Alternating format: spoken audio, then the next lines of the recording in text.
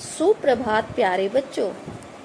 आज हम अपनी वीडियो की शुरुआत अपने विद्यालय की प्रार्थना से करते हैं।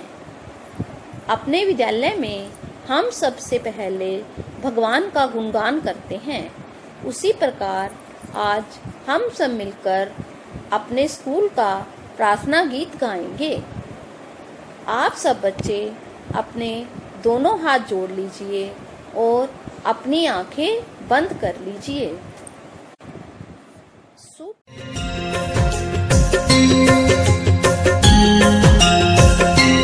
ऐ मालिक तेरे बंदे हम, ऐसे हो हमारे करम। नेकी पर चले और बदी से टले, ताकि हंसते हुए निकले दम। मालिक तेरे बंदे हम, ऐसे हो हमारे करम। नेकी पर चले और बदी से टले, ताकि हंसते हुए निकले दम। हे मालिक तेरे बंदे हम।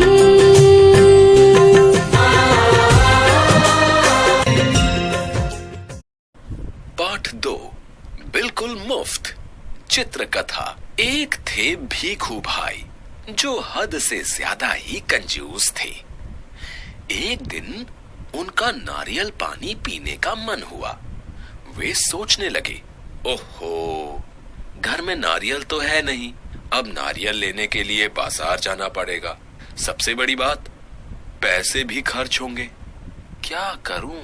नारियल पानी के लिए भीखू भाई का मन इतना ललचाया कि वे बाजार की ओर निकल ही पड़े। पता तो चले कि आजकल बाजार में नारियल कितने में बिक रहा है। वे कई नारियल वालों से दाम पूछते हुए चलते गए। ए नारियल वाले भाई, यह नारियल कितने में दोगे? बस 2 रुपए में काका। भीखू भाई ने आंखें फैलाकर कहा। 2 रुपए? इतना महंगा? 1 रुपए में दो। ना जी ना, 2 रुपए सही दाम है, ले लो या छोड़ दो। अब भीखू भाई मंडी की ओर चले और मन ही मन सोचने लगे, मंडी में नारियल सस्ता मिलेगा, टहलने का एक मौका है और रुपए भर की बचत भी हो जाएगी। भीखू भाई मंडी पहुंचकर बोले, भाई, एक नारियल कितने में दोगे? सिर्फ 1 रुपए में काका। क्या? मैं इतनी दूर से चलकर आया हूँ और तुम पूरा 1 रुपया मांग रहे हो? 50 पैसे काफी हैं। नहीं काका, 1 रुपए से कम में ना मिलेगा। अब भीखू भाई और सस्ते के चक्कर में आगे चले तो देखा एक आदमी नाव में रखकर नारियल बेच रहा था। भाई, एक नारियल कितने में दोगे? 50 पैसे में। भीखू भाई हाँफते हुए बोले, इतनी दूर चलकर आया और 50 पैसे, ये तो बहुत महंगा है। ये 50 पैसे तो मेरी मेहनत के हैं, इससे सस्ता नारियल तो बगीचे में ही मिलेगा। चलते चलते भीखू भाई के पैरों में दर्द हो रहा था, लेकिन सस्ते के चक्कर में वे बगीचे में जा पहुंचे और माली से बोले, नारियल कितने में दोगे? जितना चाहे पेड़ पर चढ़कर तोड़ लो, एकदम मुफ्त है। मुफ्त सुनकर भीखू भाई बहुत खुश हुए और नारियल के पेड़ पर चढ़कर जैसे ही नारियल तोड़ने के लिए हाथ बढ़ाया, वैसे ही पैर फिसला और भीखू भाई नारियल पकड़े हुए लटक गए। अब उनके पैर हवा में झूलने लगे। अरे भाई, मदद करो, कोई बचाओ मुझे। तभी एक ऊंट वाला वहां से गुजर रहा था। ओ ऊंट वाले भाई, बचाओ मुझे। हाँ हाँ, अभी आपकी मदद करता हूँ। ऊंट वाले ने ऊंट की पीठ पर खड़े भीखू भाई के पैरों को पकड़ लिया। उसी समय ऊंट को हरी घास दिखाई दी और वह घास खाने के लिए नीचे झुक गया। फिर क्या, ऊंट वाला भी भीखू भाई के पैर पकड़े हवा में झूलने लगा। हमें बचाओ, कोई बचाओ, कोई बचाओ। अब भीखू भाई और ऊंट वाले का शोर सुनकर एक घोड़े पर सवार आदमी उनकी मदद के लिए रुका। वह घोड़े की पीठ पर चढ़कर खड़ा ही हुआ था कि घोड़ा भी घास के चक्कर में आगे बढ़ गया। अब तीनों एक के नीचे एक लटके हुए झूलने लगे। घोड़े वाला और ऊंट वाला जोर जोर से चिल्ला रहे थे, काका कस के पकड़े रहना, छोड़ना नहीं। मैं आपको 100 रुपए दूंगा, लेकिन नारियल को छोड़ना नहीं। काका मैं आपको 200 रुपए दूंगा, बस पकड़े रहना। भीखू भाई यह सुनकर फूले ना समाये। वे सोचने लगे, 100 और 200 यानी 300 रुपए। बाप रे बाप, इतना सारा पैसा। खुशी से भीखू भाई ने अपने दोनों हाथ फैलाए और नारियल हाथ से छूट गया। तीनों जमीन पर गिरे धड़ाम। भीखू भाई अपने आप को संभाल ही रहे थे कि एक बहुत बड़ा नारियल उनके सिर पर आ गिरा, बिल्कुल मुफ्त। संदेश, लालच बुरी बला है।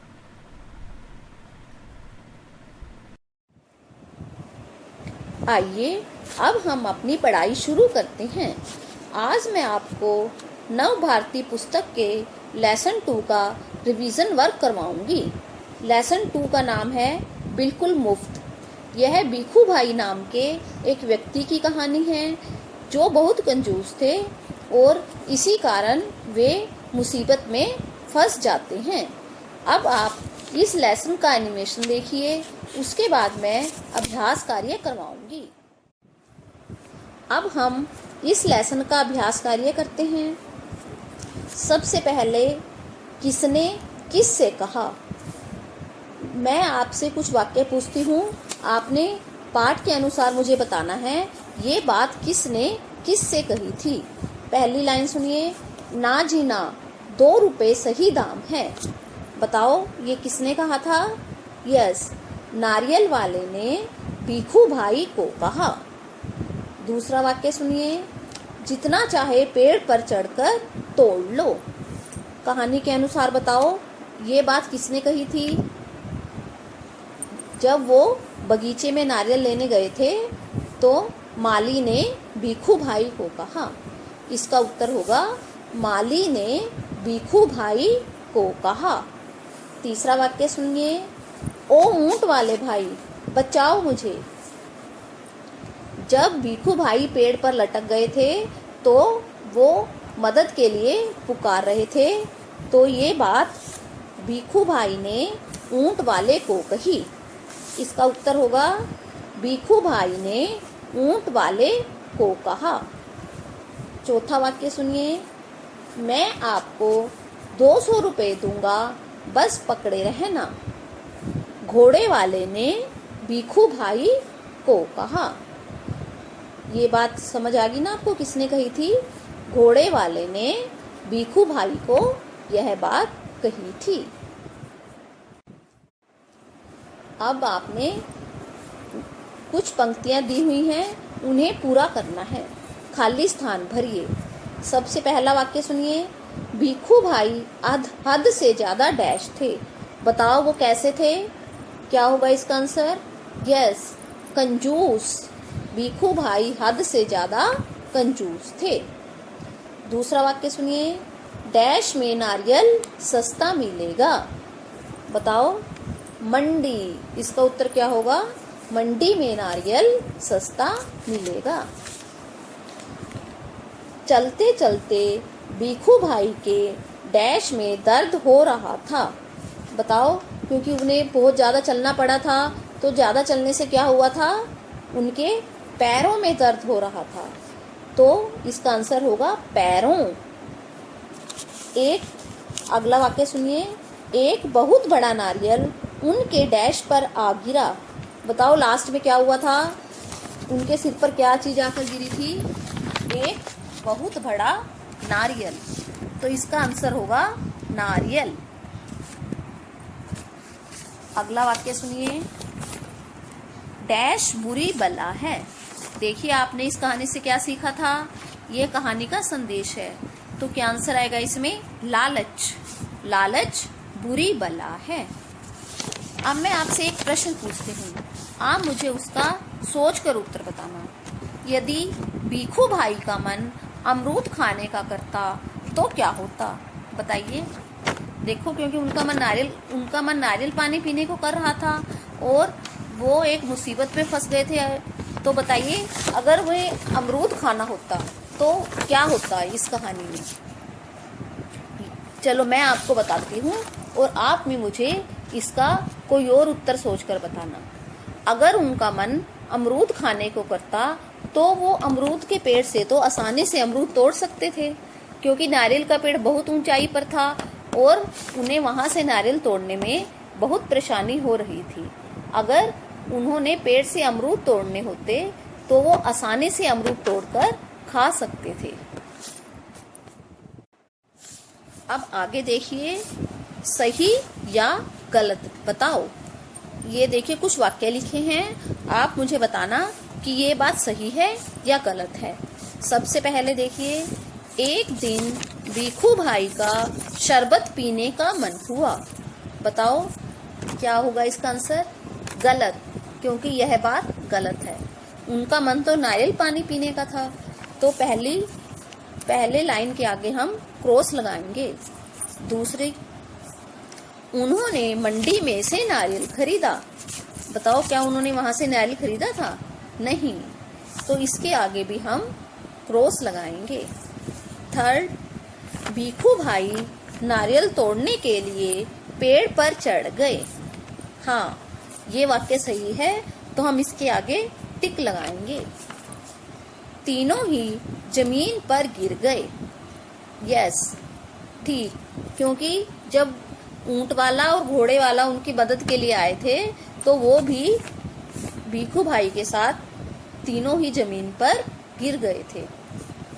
घोड़ा घास के चक्कर में आगे बढ़ गया। यस ठीक, इसका उत्तर भी क्या होगा, सही। तो आप सब इन प्रश्नों का अपनी नोटबुक पर लिखकर अभ्यास करना। अब मैं आपसे कुछ और प्रश्न पूछती हूँ, आप सोच समझकर मुझे उसका उत्तर बताना। बताइए, सूरज का रंग लाल क्यों होता है? चलो आप ध्यान से सुनिए, मैं आपको इसका उत्तर बताती हूँ। सूरज हमें सुबह और शाम के समय लाल रंग का दिखाई देता है। सूरज की किरणें 7 रंगों से बनी होती हैं और सुबह और शाम के समय सूरज हमसे सबसे ज्यादा दूर होता है। तो इन 7 रंगों में से लाल रंग को छोड़कर बाकी सारे रंग बिखर जाते हैं और सिर्फ लाल रंग ही हम तक पहुंच पाता है।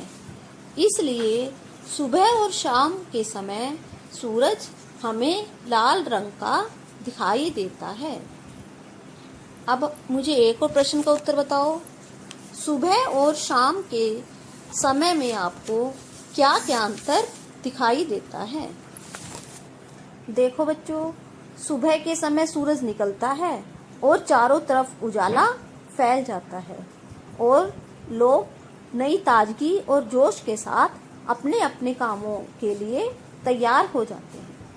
लेकिन शाम के समय सूरज छिप जाता है और अंधेरा फैलना शुरू हो जाता है और उस समय लोग अपना अपना काम खत्म करके अपने अपने घर वापस लौट आते हैं।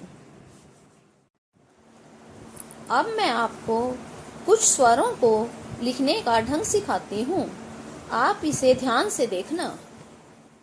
सबसे पहले अ देखिए, अ बनाने के लिए हम ये देखिए ऊपर वाला पार्ट थोड़ा छोटा बनाएंगे और नीचे वाला पार्ट उससे थोड़ा सा बड़ा। फिर आड़ी रेखा, सीधी रेखा और ऊपर शिरो रेखा। जो अक्षर के ऊपर हम लाइन लगाते हैं उसे हम शिरो रेखा बोलते हैं, और ये हम छोटी सी लगाएंगे, पूरे अक्षर के ऊपर नहीं लगाएंगे।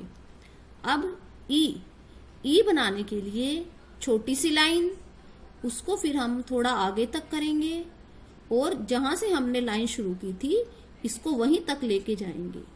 फिर इसको इस तरह नीचे की तरफ मोड़ देंगे, फिर इसके ऊपर लाइन।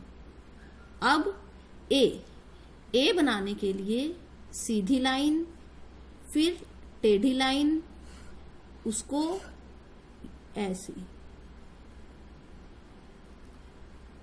इसके बाद ओ, जैसे हमने अ बनाया था पहले हम उसी तरह अ बनाएंगे। ऊपर वाला पार्ट छोटा, नीचे वाला पार्ट बड़ा। आड़ी रेखा, सीधी रेखा, फिर एक लाइन, ऊपर सर्कल बनाकर इसको थोड़ा सा टेढ़ा करेंगे। ये देखिए ओ को भी हम आगे तक नहीं मिलाएंगे, सिर्फ शिरो रेखा हम लास्ट में ही लगाएंगे। ये देखिए अ, ई, ए, ओ। अब जब भी हम इन स्वरों को लिखेंगे तो इनकी बनावट का पूरा ध्यान रखेंगे। अब मैं आपको ए और आई से बने शब्द बताऊंगी। आप इन्हें मेरे साथ पढ़ना और लिखकर इनका अभ्यास करना। एकता, एकता का मतलब है एक होने का भाव। यह एक भाव है, इसका मतलब है कि हम सब एक हैं। एकता, एड़ी, एकांश। अब हम आई से बने शब्द पढ़ेंगे। ऐनक, ऐनक मतलब चश्मा। ऐलान, ऐलान का मतलब है घोषणा करना। ऐलान। अब दोबारा पढ़िए। एकता, एड़ी, एकांश, ऐनक, ऐलान। तो बच्चों, आपको यह चैप्टर अच्छी तरह से समझ आ गया होगा। आप पहले चैप्टर को ध्यान से पढ़ेंगे और फिर उसका लिख कर अभ्यास करेंगे। Thank you.